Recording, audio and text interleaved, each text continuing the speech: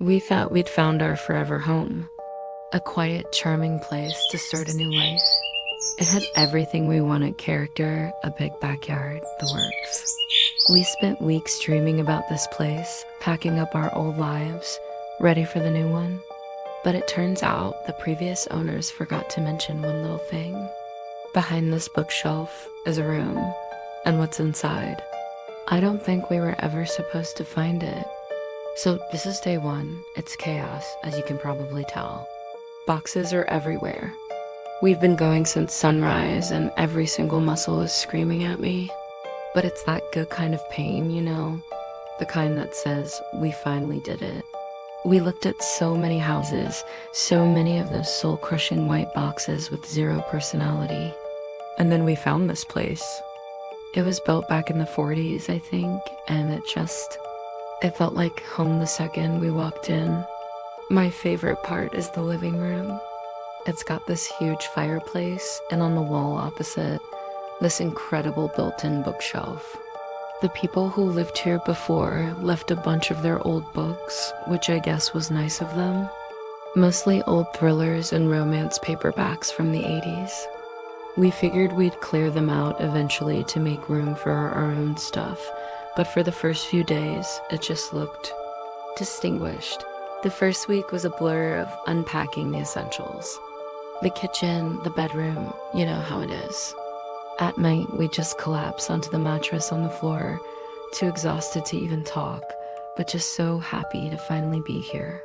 The house has its quirks, for sure.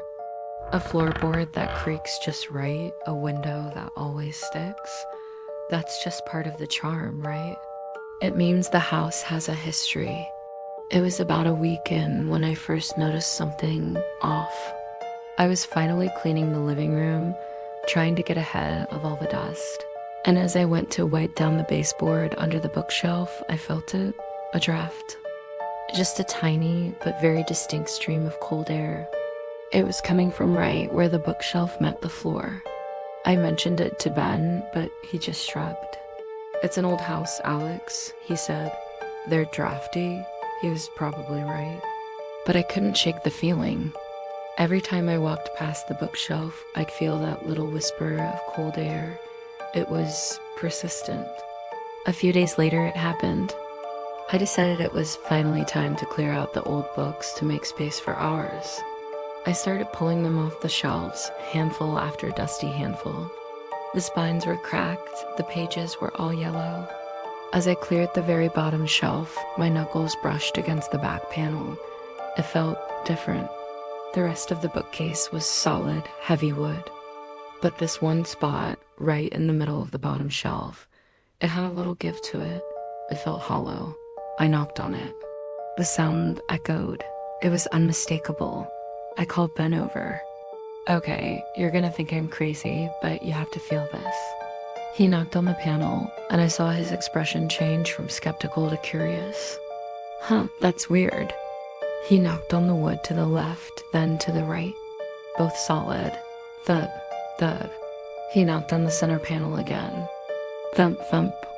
"It's a panel," he said, his voice dropping with excitement. "It has to be." His engineering brain kicked in right away. He started running his hands along the seams of the bookcase, pressing on random pieces of trim, looking for a hidden latch or a button.